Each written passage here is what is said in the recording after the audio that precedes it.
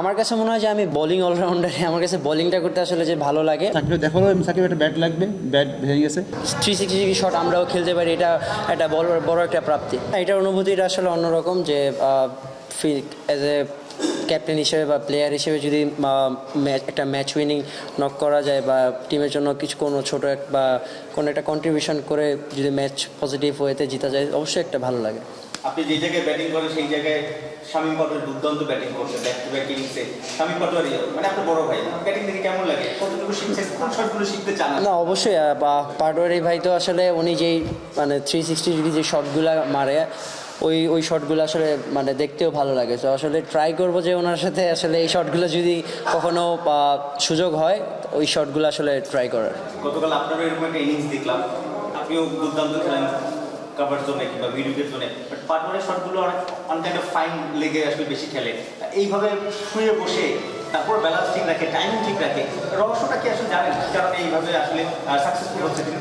না, এটা তো আসলে বলা টাফ, কারণ ওনার স্ট্রং জোন হয়তো বা উনি জানেন, কারণ কোন দিকে স্ট্রং জোন উনি এটা খুব ভালো বলতে পারবেন। যে এক একজনের এক একটা শর্টস থাকে, লাইক আমার হয়তো বা কাভার ড্রাইভ বা ওনার হচ্ছে স্কুপ বা এইসব ধরনের শট থাকতে পারে। তো আমার কাছে মনে হয় যে যার যার জোনের সেই স্ট্রং জোনটা সেই ভালো বলতে পারবে আসলে। তারপর নিশ্চয়ই বাংলাদেশে একজন ব্যাটার এরকম বড় মঞ্চেও আসলে এইভাবে ইনোভেটিভ শট খেলতে পারে। না অবশ্যই, এটা তো একটা বড় প্রাপ্তি। আমার কাছে মনে হয় যে আমরাও ওয়ার্ল্ড ক্রিকেটে সব দিকে আমরা ডমিনেট করে খেলতে পারি, এরকম সাইড শট বা র্যাম শট, যেই শটই বলো না কেন, 360 ডিগ্রি শট আমরাও খেলতে পারি, এটা একটা বড় একটা প্রাপ্তি। খেলতে পারবে ইনশাল্লাহ, অবশ্যই যদি পজিটিভ রেজাল্ট হয়। আমরা আসলে প্রসেস মেনটেন করতেছি আমাদের, আমরা জাস্ট ফোকাস করতেছি ম্যাচ বাই ম্যাচের রেজাল্ট যদি পজিটিভ হওয়ার পরও যদি আমরা কোয়ালিফাই নাও করতে পারি, তাহলে কোনো সমস্যা নেই। ধারাবাহিকভাবেই ভালো করে যাচ্ছে, 90 এর পরে 82টা ভালো করছেন, এখন আবার এখানে সব মিলিয়ে জাতীয় পর্যায়ে স্বপ্ন থাকলে আপনার কি মনে করেন আপনি ইন্টারন্যাশনাল খেলাগুলো? না আসলে এরকম বলাটা আসলে টাফ। আমার কাজ হচ্ছে আসলে পারফরমেন্স করা, আমি ট্রাই করছি পারফরমেন্স করার, আর শেখার অনেক জায়গা আছে আমার কাছে মনে হয়, আমি ওইগুলো শিখছি। ইনশাল্লাহ সিলেক্টর স্যাররা আছেন, ওনারা হয়তোবা বুঝতে পারবেন যে আসলে কখন আমার পারফেক্ট সময়। আমার কাজ হচ্ছে এখন শুধু পারফরমেন্স করা, আমি শুধু এটাই ফোকাস করতে চাই।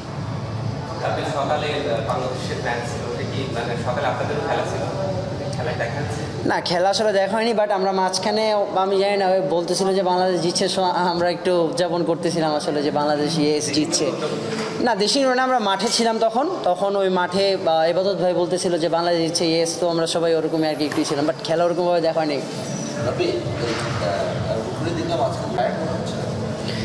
না আজকে আমরা যে উইকেটটাতে খেলেছি ওইটা নিউ উইকেট, ফ্রেশ উইকেট ছিল, বাট একটু আনইভেন উইকেট ছিল আজকে তুলনামূলকভাবে। লাস্ট যে কটা ম্যাচ আমরা খেলেছি ওটা খুব ব্যাটিং ফ্রেন্ডলি উইকেট ছিল, 160 to 80 হচ্ছিলোই, বাট আজকের উইকেটটা একটু ট্রিকি ছিল পেস বলারদের জন্য, সামনে থেকে বল লাফাচ্ছিল। সো আমার কাছে আজকের উইকেটটা একটু টাফ ছিল। সরি, হ্যাঁ অবশ্যই আমার কাছে মনে হয় যে যদি ব্যাটসম্যানরা আরেকটু দায়িত্ব নিয়ে বা একটু রেসপন্সিবিলিটি নিয়ে খেলতে পারতো, তাহলে হয়তো বা রেজাল্ট অন্যরকম হতে পারতো, আরও ইজিলি হতে পারতো আমার কাছে মনে হয়। আপনি নিজেকে বোলিং অলরাউন্ডার মনে করেন নাকি ব্যাটিং অলরাউন্ডার? ব্যাটিং যদি একটু উপরের দিকে খেলেন সেটাকে আপনার জন্য কমফোর্টেবল হবে? না আমার কাছে মনে হয় যে আমি বোলিং অলরাউন্ডারে, আমার কাছে বোলিংটা করতে আসলে যে ভালো লাগে, আর ব্যাটিং যেখানে করতেছি আলহামদুলিল্লাহ আমার কাছে এই জায়গাটা আসলে আমি খুব পছন্দ করি, এই জায়গাটায় ব্যাটিং করতে। এখনো দলের জন্য কন্ট্রিবিউট করছেন, মানে এখনো বলতে 20 বছর ধরেই করছেন না, যে দলেই খেলেন, এইটা কতটুকু আনন্দের, ফিটনেসটা ধরে রাখাটাও নিশ্চয়ই অনেক বেশি আনন্দের আপনার? না আলহামদুলিল্লাহ, আল্লাহ অশেষ রহমত যে আসলে আমি এখনও এই বয়সে এসে এখন আমার শরীরটা ফিট রেখে আমি আলহামদুলিল্লাহ টিমের জন্য কন্ট্রিবিউট করতে পারছি, এটা আমার জন্য খুব ভালো।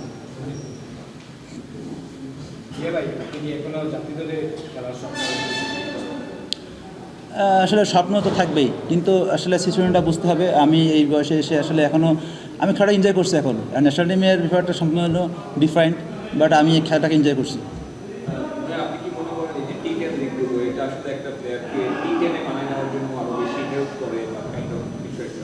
না ডেফিনেটলি, টি10 শর্ট ফরম্যাট, তো শর্ট ফরম্যাটে খেললে আপনার টাইমটা খুবই কম থাকে, তো ওখানে আপনার ব্যাটসম্যান বোলারদের অনেক হেল্প হয়, কারণ হচ্ছে বোলারদের আপনার 2টা ওভার বল করতে হয়, এর ভিতরে অনেক কিছু চেঞ্জ অফ পেস বা বিভিন্ন ভেরিয়েন্ট থাকে, প্রেশার থাকে, অ্যাট দ্য সেম টাইম ব্যাটসম্যানের সেম শর্ট টাইম, মানে হিট করতে হয়। এটা কি হয় আপনার যে ব্যাট সুইংগুলো খুব ভালো হয়, ফোকাসটা বাড়ে। শ্রীলঙ্কাতে দেখলাম একটা টুর্নামেন্ট চলতেছে, ওখানে অনেক লোকাল প্লেয়াররা খেলার সুযোগ পাচ্ছে, প্লাস নার্ভাসনেসটা মেইনটেনের একটা ব্যাপার আছে। আমাদের দেশে তো এই ধরনের ডোমেস্টিক টুর্নামেন্ট চালু করে, সেক্ষেত্রে এটা তো একটা প্রাইভেট ক্রিয়েট করছেই। এখন ওইখানে বানাই নিতে হলে কি আরও প্লেয়ার দরকার কিনা আপনি? না, আসলে যত বেশি টুর্নামেন্ট হবে তত বেশি আপনাদের প্লেয়ার ইমপ্রুভ করবে ডেফিনেটলি। প্র্যাকটিস থেকে আপনার ম্যাচটা ইম্পর্টেন্ট। তো এই ম্যাচে যে এনভায়রনমেন্ট, যে সিচুয়েশান, এইগুলো কিন্তু অ্যাডাপ্ট করবে। বিশেষ করে আপনার যারা জুনিয়র প্লেয়ার, এখন আপকামিং প্লেয়ার আসছে যারা, তো এই খেলে খেলে কিন্তু শিখবে। আর এই টুর্নামেন্টগুলো হলে আপনার ন্যাশনাল টিমের জন্য খুব হেল্প হবে। কারণ ন্যাশনাল টিমে আমরা দেখা যাচ্ছে যে আমাদের বিশেষ করে বাংলাদেশে যারা ন্যাশনাল টিমে যায়, যাওয়ার আগে কিন্তু এরকম প্রস্তুতি থাকে না। দেখা যাচ্ছে জাতীয় লিগ বা প্রিমিয়ার লিগ খেলে কিন্তু আপনি চলে যাচ্ছে যে চান্স পাচ্ছে। তো অটোমেটিক এই টুর্নামেন্ট যে আরও হয়, আরও একটা টুর্নামেন্ট করা যায়, আরও ভালো। যত বেশি খেলবে তত বেশি আপনার ইমপ্রুভ হবে। না, প্লেয়ার শট আমি তো দেখি না। এখন আপনার হচ্ছে আমাদের অনেক প্লেয়ার আছে, কিন্তু এখন আপনার একটা আমরা বিশেষ করে আমরা যে বয়সে আছি এখন, আমাদের একটা ব্যাচ কিন্তু এখন বেরো যাবে। ওই দিন 1 বা 2 বছরের মধ্যে দেখবেন যে আমাদের ব্যাচটা বেরোয় গেছে। তো এই বেরোনোর পরে কিন্তু একটা গ্যাপ তৈরি হবে। বাট এখন থেকে যদি এটা খেলা শুরু হয়, তো এই গ্যাপটা ইনশাল্লাহ পূর্ণ হয়ে যাবে।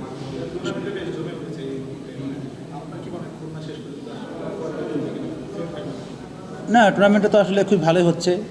আপনার সবাই দেখেন পয়েন্ট টেবিল দেখলেই বোঝা যায়, কিন্তু অনেক কাটাকাটি হচ্ছে এবং খেলার মানটাও ভালো হচ্ছে। তো এই ধরনের লোকাল টুর্নামেন্ট যদি আমাদের কন্টিনিউ হয়, তো ইনশাল্লাহ আই হোপ যে বাংলাদেশে অনেক ভালো প্লেয়ার বের হয়ে আসবে। ডেফিনেটলি আমরা সেমিফাইনাল স্বপ্ন দেখি, কারণ আমাদের একটা ম্যাচ আছে, একটা ম্যাচ জিতলে আমরা ইনশাল্লাহ আই হোপ যে কোয়ালিফাই করবো।